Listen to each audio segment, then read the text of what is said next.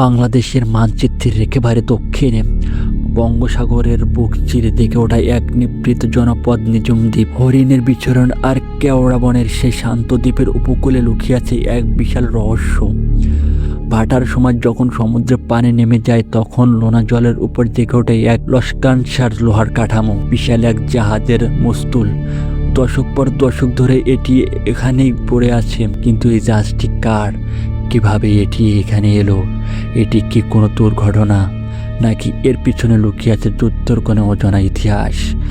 আজকের ভিডিওতে আমরা উন্মোচন করব নিঝুম দ্বীপের সেই জাহাজ মারা এলাকার রহস্য। নিঝুম দ্বীপের দক্ষিণ পশ্চিমে কামারখাল সংলগ্ন এলাকায় এই জাহাজটির অবস্থান। স্থানীয় জেলেরা এই এলাকাটিকে চেনেন জাহাজ মারা নামে, কারণ এই ডুবে থাকা জাহাজের সাথে ধাক্কা লেগে অনেক সময় জেলেদের নৌকা ক্ষতিগ্রস্ত হয়। স্থানীয় প্রবন্ধের মতে এটি আজ থেকে 50 থেকে 60 বছর আগের কথা।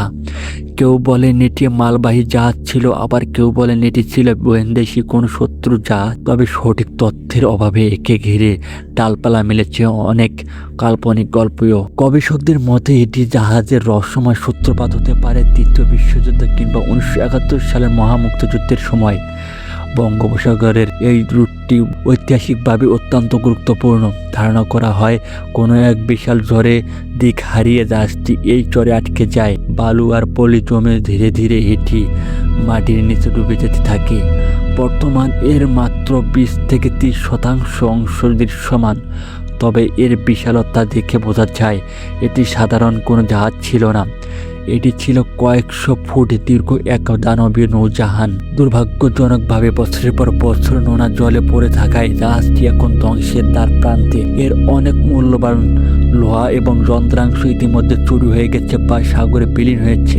সরকারিভাবে এটি সংরক্ষণের কোনো উদ্যোগ না নেওয়ায় আমরা আমাদের সামুদ্রিক ইতিহাসের একটি বড় অংশ হারাতে বসেছি। তবে অ্যাডভেঞ্চার প্রিয় পর্যটকদের জন্য এটি কোনো এক বড় আকর্ষণ। ট্রলার নিয়ে মাছ সমুদ্রে গিয়ে এটি ধ্বংস বিশেষ দেখায় এক রোমাঞ্চকর অভিজ্ঞতা। কিন্তু মনে রাখবেন, সমুদ্র যখন উত্তাল থাকে তখন এই ধ্বংসাবশেষের কাছে যাওয়া অত্যন্ত ঝুঁকিপূর্ণ।